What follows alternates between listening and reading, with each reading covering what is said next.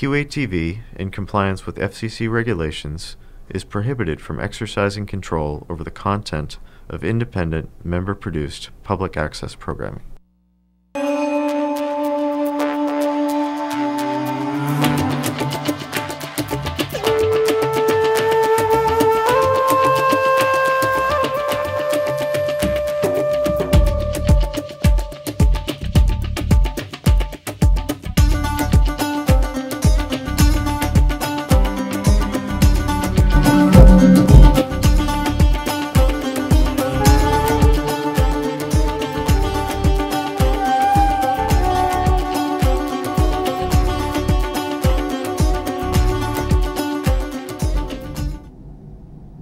Welcome to the show. I'm Isha. And I'm Sophie. Today we thought we'd discuss child marriage with our audience and between us. Child marriage is a huge problem in the whole globe today. So we'd like to speak a little bit on child marriage so that we all get educated and we are aware of child marriage and see how, in which way we can help stop or eradicate child marriage. So every year, 15 million girls are married and lost their opportunities, robbed of their childhood. If we do nothing by 2030, an estimated 15.4 million girls a year will marry as children. Each year, 15 million girls married before the age of 18. That is 28 girls every minute. Married off too soon, childhood lost, depression kicks in, endangered their personal development and well-being. With more young people on our planet today than ever before, child marriage is a human right violation. The facts on child marriage. More than 700 million women alive today were married before their 18th birthday. 10% of world's population, that is. If there is no reduction in child marriage, an additional 1.2 billion with a B girls will be married by 2050. Some child brides are as young as 8 or 9. Pregnancies and childbirths are complicated, and they are the leading cause of death in girls aged 15 to 19 in low and middle income countries. This is a persistent problem. Child marriage persists across countries fueled by poverty, social and cultural norms. For many families, it's perceived as economic need. It's an economic need. One less mouth to feed. And long-held beliefs and traditional based on cultures that girls are meant to be mothers and daughters, and that's all is their work in society and in life. Now, these are the basic foundation stones of child marriage. Now we can speak about how the religion, how poverty, how all of these factors into this child marriage syndrome, especially today in the war-torn countries and poor countries. People are marrying off their children from 9 to 8 to 9 to 12 to older men who say that they will take care of the child and the family. It's a huge problem, especially now what's happening in Syria and stuff, because what's happening is like the fathers or the husbands, usually the fathers, if they pass away, there's nobody to look after the family. There's no income coming in. First of all, they're torn like away from their own country, and they've got so many mouths to feed. So now people are coming and telling them, well, we'll marry your kid, then we'll give you some money. And she's saying, well, if I get that money, then I can feed more of my kids. Like, she's got some more kids. But I mean, it was so sad to hear that. It was the saddest day of their life, getting married. Now, who can imagine, like, when you're getting married, that you're looking so forward to that day, and this person's getting married because they have no other means. So it is mostly a social economic problem that they cannot have any other way, way out of it. So when people, and unfortunately people take advantage of it. And then that's where you get trafficking, child trafficking, and this is how it's starting because they don't know what to do. And of course, the younger you are, the more money you get for the dowries and stuff, and all over the world where it is happening. So that is such a sad thing, and because when a child gets married, they're not really fully developed. And when she gets married, she has nothing, she's not old enough because she's a child herself. And when she gets pregnant right away, most of the cases is happening as the husband's leaving her. And again, she's back with a mother, who's got other children to feed, and they've got another extra mouth to feed now. So it's like, it was really heart-wrenching to hear that kids are put in such positions because they have no choice. So we have to educate, or people are trying to educate, saying, no, you need to go to school, you need to, actually develop and, and try to understand, like, it's not easy just getting married. So that's a huge problem. The primary problem is it's been going on for ages. Yes. Earlier it used to be that when you're young, you marry an older man and they think that you're fertile. But today the problem is when you marry young children, they are more, how can I say, because the men are more experienced, so AIDS is prevalent. All these young girls are being infected with AIDS. Child marriage leads to depression. Child marriage leads to domestic violence, because when you're young, you do not know how to converse in the same platform with the older man beside you. One is 9 years old and one is 55 years old. There is just no comparison, and that's when you get beaten and even killed. And there are girls who have tried committing suicide over and over again. Now, people think that education, but how do you educate someone? How do you educate these girls? People concentrate on society as to girls need education, but they are really poor. Only when you're that poor can you treat a girl as a possession, as a property that if you sell, then maybe it'll take you one more month. Maybe your family will be fed one more month, and maybe your girl will be in fine hands. But the truth is, the girl will die.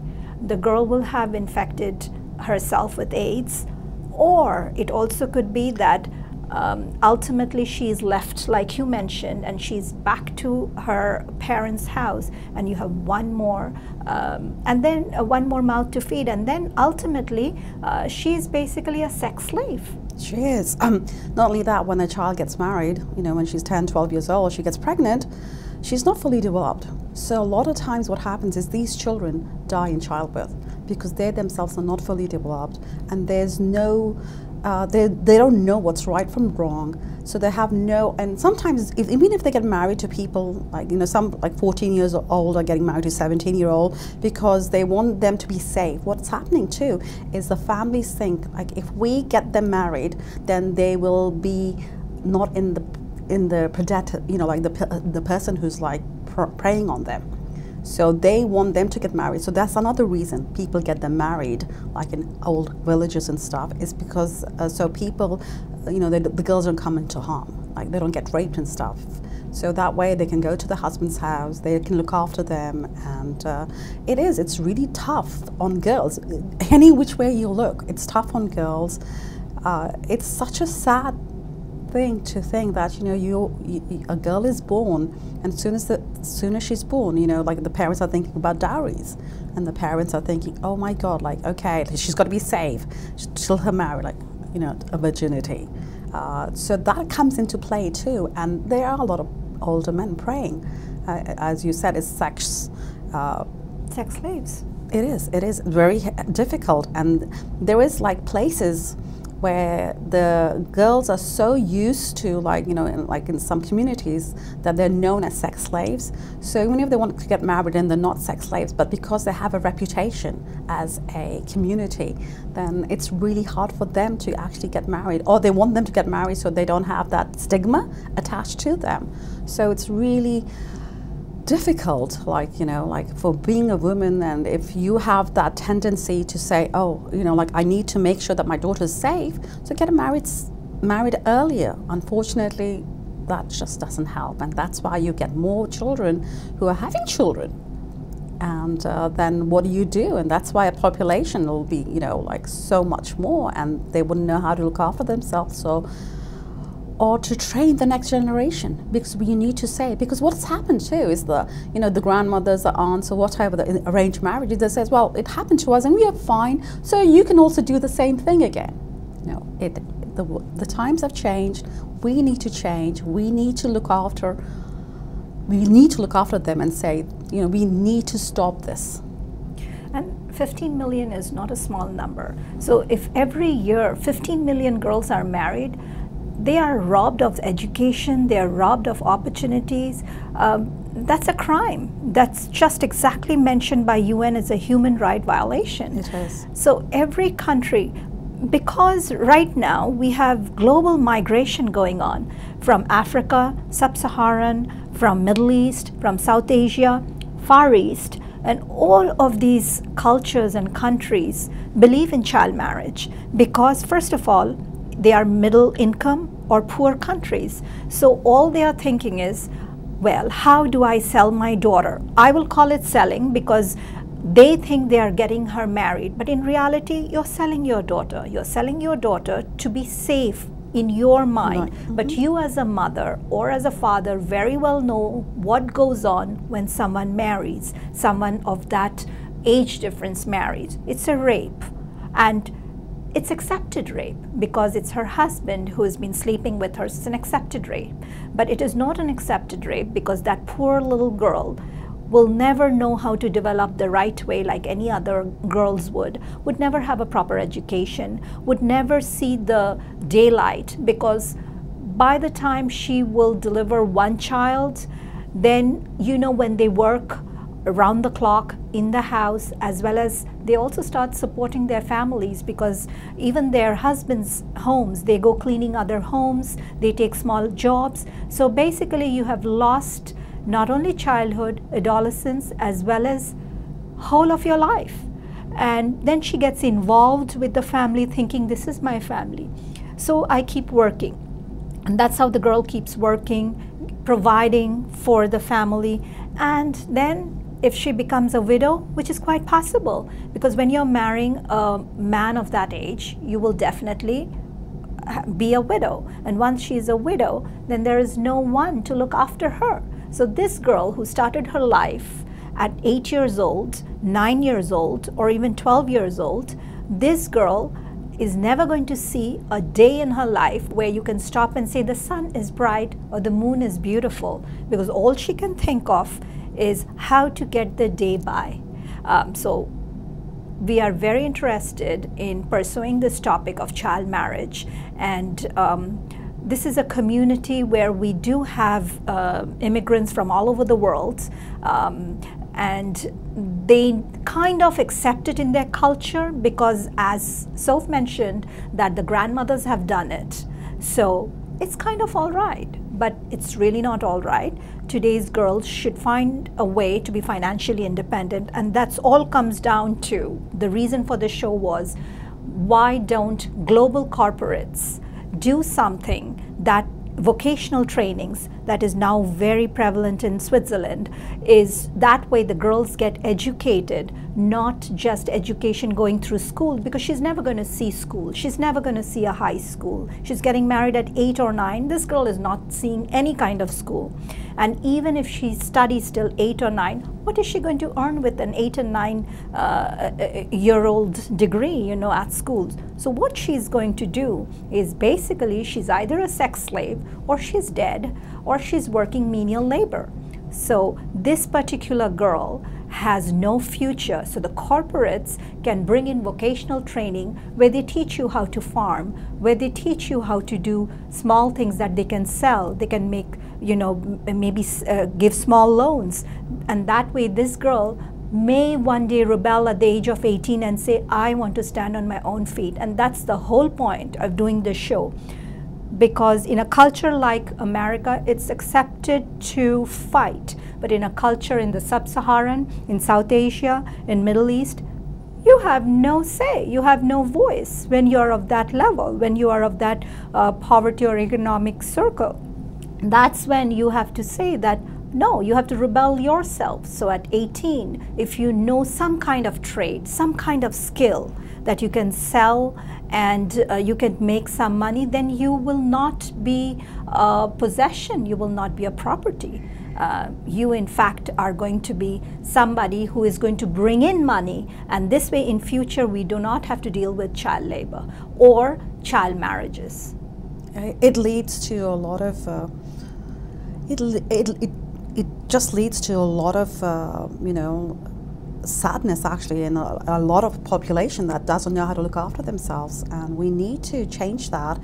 I mean, really, you don't know who you are at 14, 15. You're growing up. Like, we have kids and they're just growing up, and it's like, it's shocking to think that, you know, they are being forced because of social economical problems, because they just amount to feed. Like, you know, if we can change that thinking, that basic thinking. Oh, but because the thing is that if they're in poverty, what are you going to do? Like, we need to help those kids, to take them away from there, and people are trying to do that. They're trying to go into places, trying to take them away from them, like get them married, like on the pretense, and then take them away and get them into where they are getting educated, on where they are trying to be helped, so that they can make their choices. Because a lot of people say, like, you know, I wanted to get an education, I wanted to be an engineer, a girl would say, or I wanted to go into medicine or nursing, but she can't do that because now she's married, and it's like, for her, it's like a hopeless life, because there's nothing there. Or maybe some kids think, oh, this is, you know, like, it's a game for them when they're getting married, because they don't know any better. When you don't know any better, then it's really hard. You know, they get married, they think, oh, they're getting dressed up and just getting married, but that's not it. Like, you know, then they realize then it's all a different ball game. You know, you have to cook, you have to clean, and they're just, you know, at that age, you just want to enjoy yourself. You just want to go out and not be cleaning, not be cooking, not be, you know. Well, cooking and cleaning is still something that at that economic level, they take it for granted because they are helping their parents. What I fear and what the world fears is bodily injuries. That means they are being raped at night. That means they are sleeping with a man who is sexually molesting them. This is something that is unbearable, and it's not a small amount of girls that we can take them out. It's 15 million in 2016.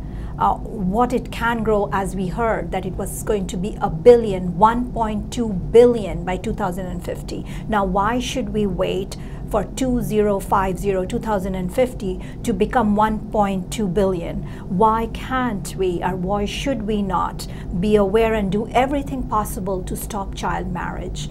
Why not we stop these girls who are going to all die? We have to improve this. We have to, like, first of all, there's a war going on right now. There's a war conflict, and these girls don't know what else to do.